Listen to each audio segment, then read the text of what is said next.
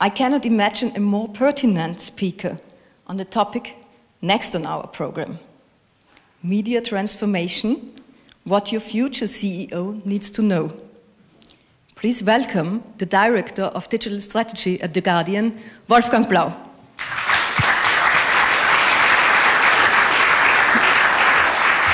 Let me add, and thank you in particular, Wolfgang. Wolfgang has a sore throat and a fever, so I'm very happy that you're here instead of being sick, and we are really looking forward to your speech. Much more attractive than being at home in bed, so thank you very much for this very kind welcome. It's a pleasure to be here. And if I, in between, suddenly smile at you with an empty glare, you know why, and just clap your hand and I'll keep going. So good to see you all. It's great to see so many colleagues, and yes, Vienna's media industry might not be as big as New York, but some of the world's best newsrooms are in this city, and I think you should be very proud of that. I personally have learned a lot. I don't want to mention brands now, but I have learned a lot from colleagues who are working here in Vienna. Ladies and gentlemen, dear graduates of the Executive Master's Program for International Media Innovation Management, when you manage a media company in this decade of the 2010s, whether it's a startup or a well-established brand, there is one word you keep hearing so often you might not even notice it anymore: revolution. The internet revolution, the mobile revolution, the social media revolution. And to put all of those into historic context, we often refer to the invention of the printing press by Gutenberg, and guess what we call it? Of course, the printing revolution. Culturally, the term revolution has a much more positive echo and connotation in the United States than it has here in Europe, and that's something to keep in mind. Today's United States of America have been born out of a successful revolution, militarily very unlikely, but successful against the odds, while so many attempted European revolutions, especially in the 1800s, were tragically unsuccessful and made life only worse for our ancestors. Revolution usually meant utter defeat. And not only does the term revolution carry a slightly more fearful connotation here in Europe than it does in the US, it is also obvious that the main drivers and economic beneficiaries of this revolution are not based in Europe, but mostly in the United States. Despite these cultural as well as economic reasons to be skeptical towards, or not even wanting to call it a revolution, it should be undeniable by now that we are in the midst of a societal and economic shift that shares many of the characteristics of other historically well-documented revolutions. We are witnessing a mass change of behavior and societal norms, enabled or at least accelerated by the internet. It doesn't really matter which one. We are noticing a rapid redistribution of societal influence and political power, and an undeniable redistribution of revenue and wealth. And you might have noticed there's another interesting phenomenon that's typical also for other historically well-documented revolutions, which is that a part of the elite, in our case professional elites, journalism, a part of the elite has already lost belief in itself, yet is so invested in its old professional self-perception and role models that it would actually rather go down and perish and disappear than change its practices or renew its relationship to its newly empowered audience. Typical for a revolution. And just like the internet itself or any new technology, nothing of this redistribution of power is inherently good or bad. It just is. And all the choice that is left is to discuss whether the positive or the negative effects of this revolution might be predominant, and whether you, with your organization or institution, might be in a position to not stop, of course, but maybe influence elements of this massive societal change. And as with every revolution, it's also safe to assume, and you can already observe it, that there are phases of backlash, phases of restoration, phases of very irrational behavior. You can see that, for instance, in an overzealous drive of copyright reform, or to use a local example, you can also look at the attempts of Austrian publishers to keep the public broadcaster completely from using social media. Logical arguments behind it, but of course from a distance very irrational and only to be understood in this bigger context of fear, understandable fear. And while we are going through this reorganization of our societies, our economies, our value systems, to some extent even our family relations as much as our foreign relations, it is becoming more likely than unlikely that many of the media institutions you are working for today will not exist anymore in 10 years. So, here you are, just having graduated from one of the world's most interesting international master's programs for media managers. Did you make the wrong career decision? I really don't think so. Journalism will prevail. Whether it will be practiced by full-time journalists or volunteers, whether it is being orchestrated in a commercial or in a non-commercial fashion, or very likely in a combination of the two, there will always be a need for journalistic institutions and for smart, knowledgeable managers who help organize and run such institutions. Even an institution like Wikipedia, whose tremendous contributions to journalism and informed societies should be undeniable by now, employs full-time managers at its Wikimedia foundations. And don't think any of the more recent entries into the media business, from Twitter to Huffington Post, BuzzFeed, Upworthy, Newsy, Gawker, Circa, and whatever their names are, don't think that any of them were not struggling with the same organizational issues each and every human organization is struggling with at some point in its life cycle, such as bureaucracy, calcification, recruitment challenges, internal rivalries, a slowdown in innovation. The style of media leadership is changing, but the need for leaders will not go away. Will there be as many journalistic institutions in 10 years from now as there are today? Probably not. Will the newly formed or reformed old institutions employ as many professional journalists, full-time and fully paid, developers and salespeople as today's media institutions? At this point, very unlikely. But there is a paradox. While we are being faced with the tragedy, the human and the professional tragedy of so many able journalists losing their jobs and incomes in the last decade and even more so in the decade to come, we are also witnessing a dramatic shortage of informed leadership in journalistic institutions, and this is hopefully where you will come into play. In your training during these last 2 years, you have been visiting and been in touch with media institutions around the world, companies that are rightfully proud of their journalistic achievements. Yet the leaders of so many of these companies are faced with the challenge that they began their careers and then rose through the ranks during times when the revenue and profitability of media companies were extremely high in many cases, and during which the media business perceived itself as mature. When an industry perceives itself as mature, something very interesting happens. The system optimizers are the ones who rise to the top. Those who are best at optimizing the already proven methods of business qualify themselves for promotions. Those able managers who can launch, for instance, brand extensions without damaging core business, or produce the same product at an even better margin. And in a culture of system optimizers, the term innovation is usually being used to describe changes that are only incremental, such as introducing color print on a newspaper front, or getting all of your newsroom employees finally set up with their own Twitter accounts, which is helpful, but nowhere near being innovative. When faced with the prospect of having to focus on far fewer products of which all have similar margins, or when faced with having to work with only half the newsroom they once had, the CEO, the chief editor, or senior manager who perceived her or himself as a good system optimizer tends to get paralyzed and responds with depression or anger or a mixture of both. Anger at the world, at the internet, or even at their own readers. And you can't blame them for it, as it is so incredibly difficult to change a mindset and to learn on the go when everything around you is in flux and when it seems that there is so much to lose and fairly little to win. Which takes us back to our initial question: how do you prepare yourself for leading journalistic institutions during a revolution? And can you prepare at all? Clay Shirky, one of the, I think, most insightful thinkers about the societal effects of the internet, once wrote these words, quote, "When someone demands to know how we are going to replace newspapers, they are really demanding to be told that we are not living through a revolution.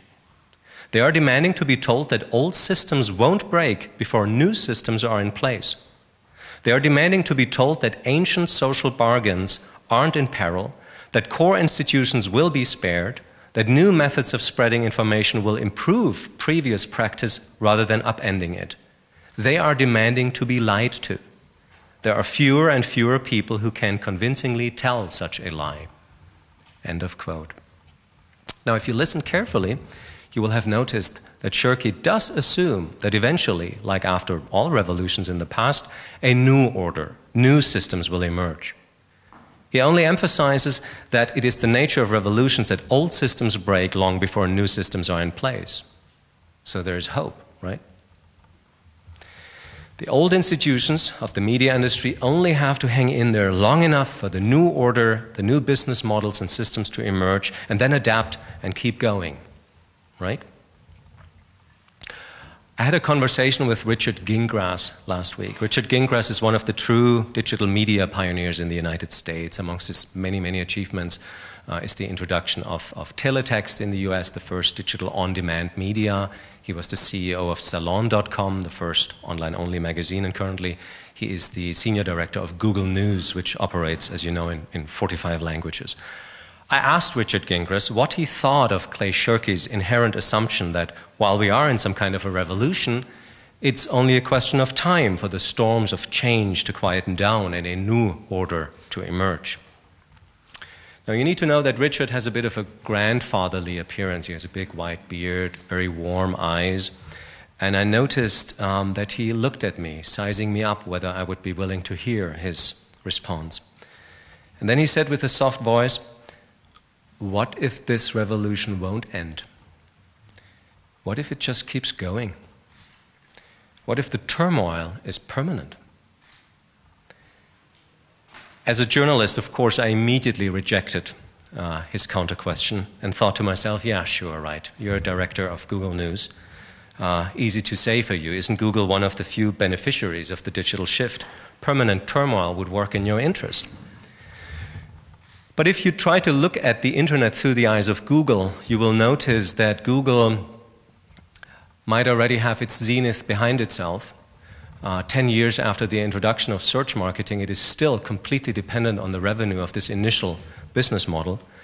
Google did not anticipate social, it did not anticipate the identity business, and it might just as well perceive itself as being at risk and being slightly overwhelmed as well.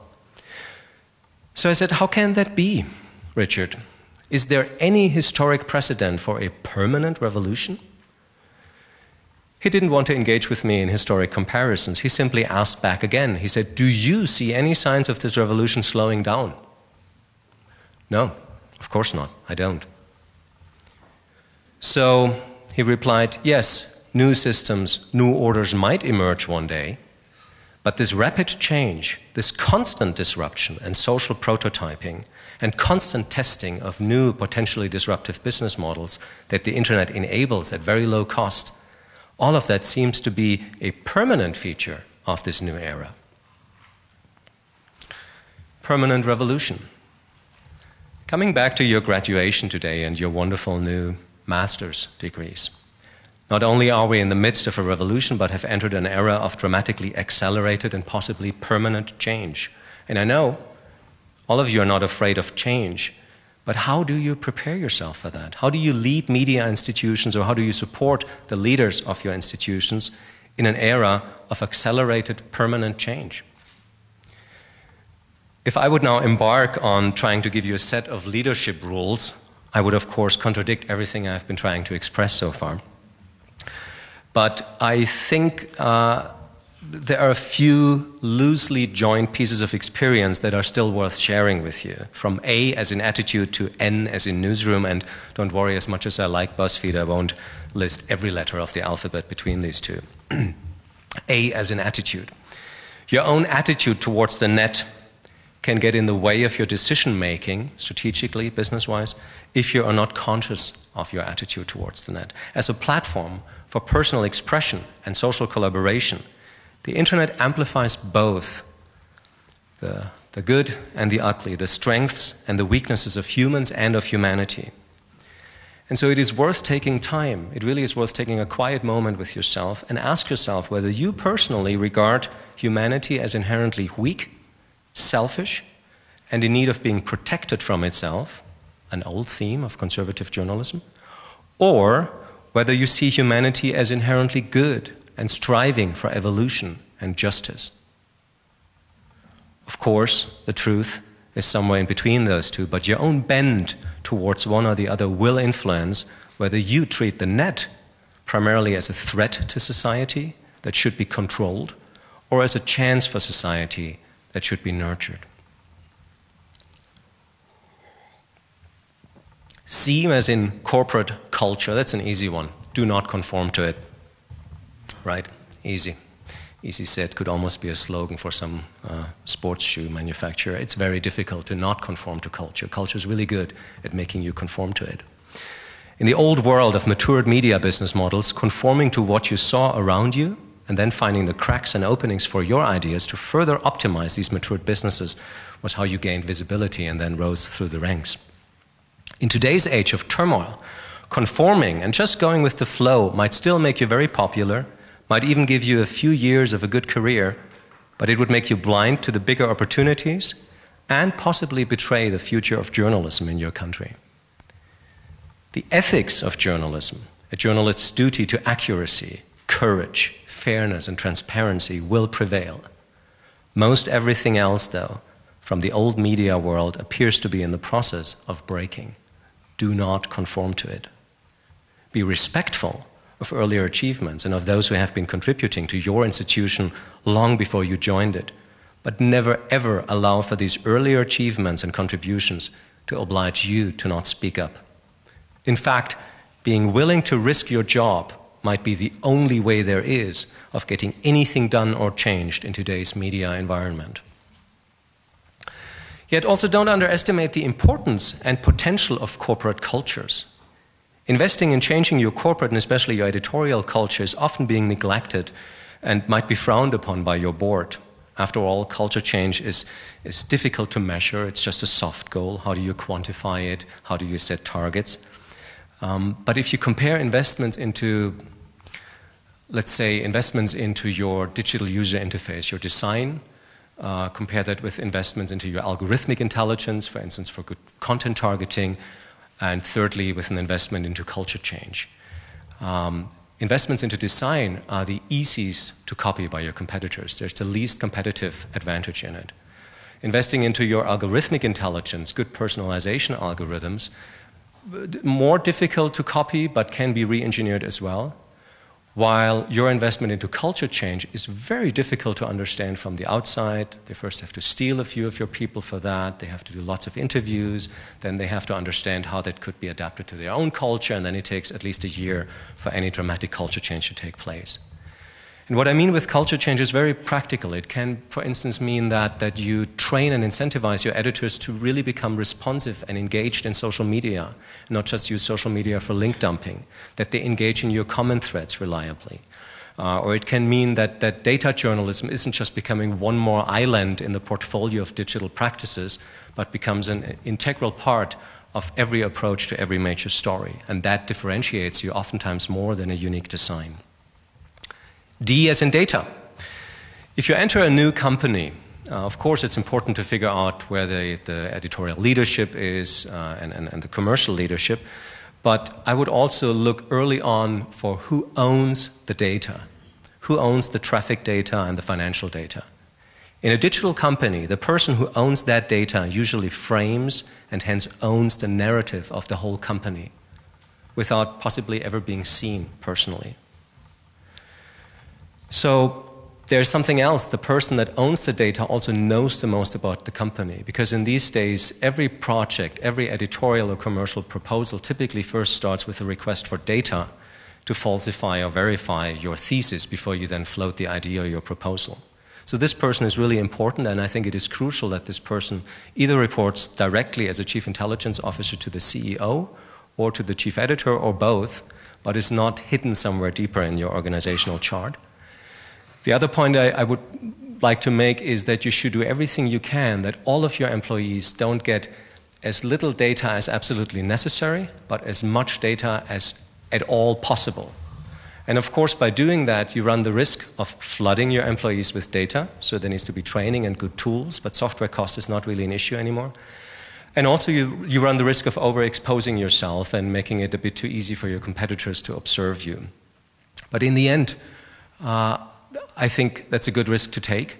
It also can be quite unpleasant to be proven wrong by your own employees, by them using large sets of data from your company. But wouldn't you rather be proven wrong by your own employees than by your competitors or by your clients? Share your data. H, as in herd mentality.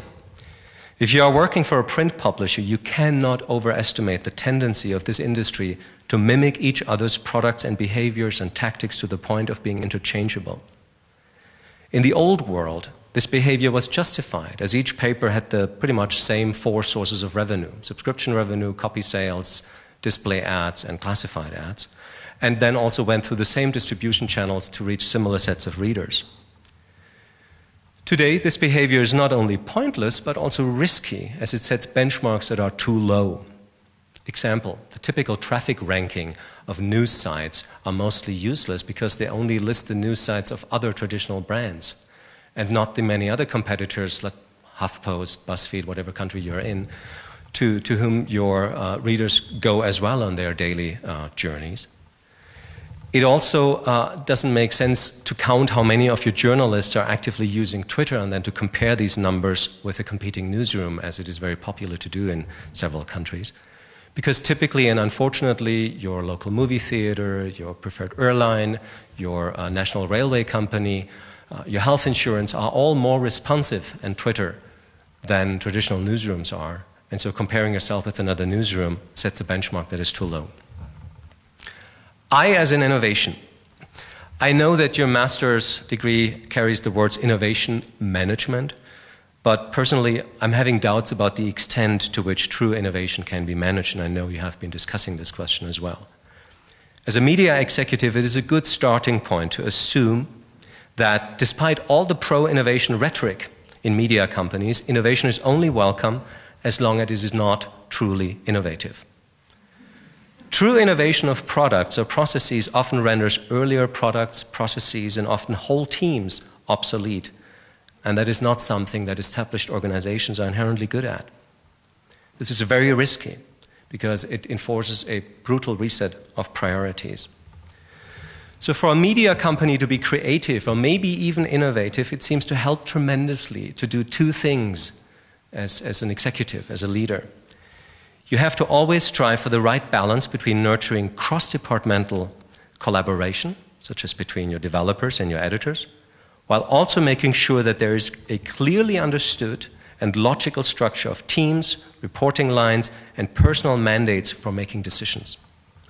If you only do what is fashionable, which is nurturing cross-departmental collaboration, but do not care about also having a stringent team structure and clearly defined mandates for prioritization and decision-making, you will end up with plenty of ideas, but mostly mediocre ideas, and you will have difficulties with executing and realizing these ideas.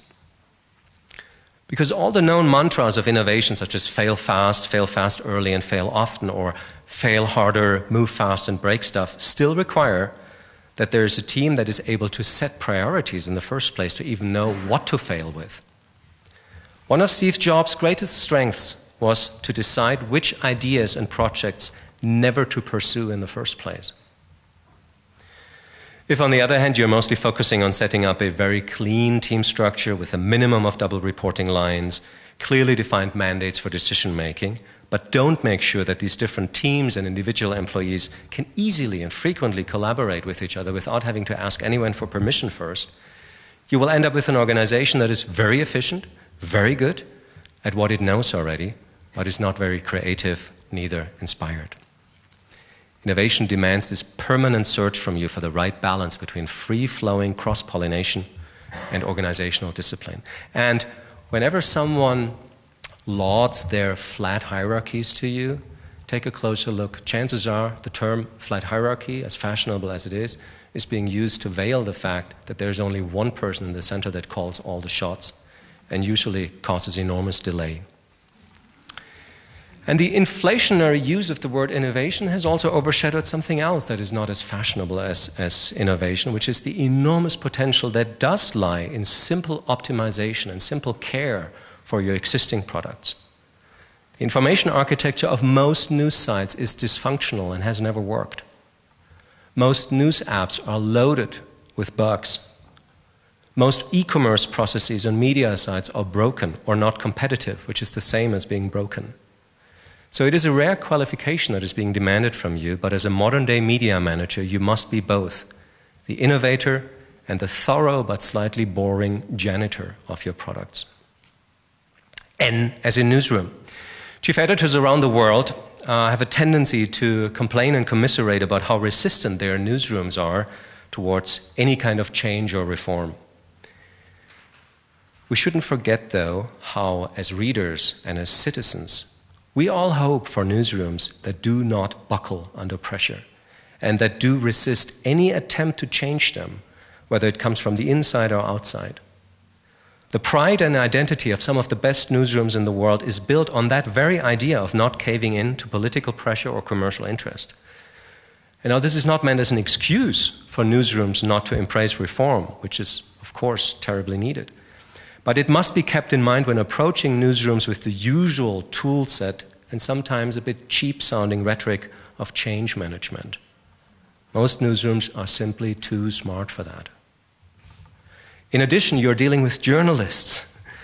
Many of us chose this profession because we feel a duty to hold power to account, and that means any power, also the power of our own employers. Because as you know, the best journalists are those that are more loyal to their readers than to their employer. And to make matters worse, once you have covered politics for a few years, as a journalist, you have learned from the best manipulators of public opinion your country had to offer. So it shouldn't come as a surprise or be seen as an anomaly that newsrooms are especially good at defending their organizational and editorial status quo, because this resistance often is the very idea on which a newsroom once has been built upon. Most of you in this room here chose this master's program for, I think, a whole variety of reasons. And I'm curious to hear more from you later tonight. But I would assume you did so because you realized that your company didn't have all the answers it needed to respond to this crisis, or you wanted to simply challenge yourself, which is wonderful, or on a meta level you also realized how crucial it will be for your country that there will be a foundation for accountability journalism to exist. And I think in this lifelong quest of yours, because it will take you decades, your journalists and your developers can be your greatest allies if you manage to do four things. Be very honest about your organization's economic situation, even at the risk of your competitors ridiculing you while they have the same or worse problems and are trying to hide them. Let them feel safe. Be very clear about the differences between a corporation and a democracy. This is something that often confuses journalists. We are holding politicians to account and watch out for our democracies, yet we work in organizations that might have a democratic culture, but in the end are privately owned corporations and not publicly owned and run democracies. That is confusing. The temptation is high for journalistic leadership to then simulate democracy and somewhat hide their power. But you will gain far more loyalty and trust if you are very clear about everyone having a voice in your corporation and being heard, but not everyone having a vote on everything. Also, respect that most of your developers are as idealistic as your journalists. The theme of the nerdy developer that has been propagated in movies and literature for so long can blind us now to the fact that some of the same people who in the past would have chosen a journalistic career to contribute to the future of democracy, today are choosing careers as developers and data scientists. The idealism the general education of your developers in the arts, languages, philosophy, or history is often as high and higher than the education of your journalists. Infusing your developers team with journalists and your editorial team with developers is your best bet at positioning your company for a future that is, whether you like it or not dominated by publishing companies, but almost defined by technology companies. And lastly, be honest about your leadership. Take the blame for your failures, as difficult as that is, but generously share the glory of your successes. It is not always easy, but your teams will notice it, whether they publicly acknowledge it or not. They're journalists. Remember, they're not stupid. I wish you the very best, and above all, I wish you the courage to be very bold. Good luck to you all, and thank you.